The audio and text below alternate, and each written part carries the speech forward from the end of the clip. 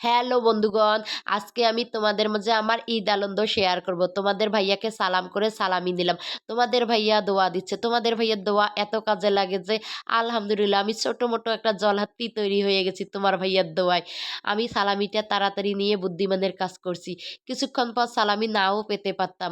তোমার ভাইয়া নামাজ পড়তে যাচ্ছে আর বলতেছে, "ফোনটা রাখো, রান্না করো, আমি নামাজ পড়ে এসে খাবো।" এইদিকে আমাদের বন্যামণি সাজুগুজু করে রেডি। এক, এক করে বন্যামণির বান্ধবীরা আসবে, বন্যামণি ঘুরতে যাবে।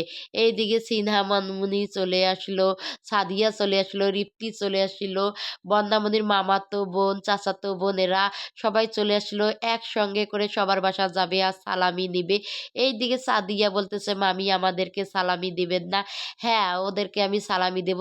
ছোট বাচ্চারা সালামি পেলে অনেক খুশি হয়। সবাইকে আমি সালামি দেব। অনেক লোক হয়ে গেছে। এইদিকে সবাই সবাইকে বলতেছে, "ঈদ মোবারক।" সালামি দেওয়া শেষ। এখন এরা চলে যাবে। ওইদিকে আমার রান্না করা দেরি হয়ে যাচ্ছে। আমি রান্নাঘরে চলে যাব।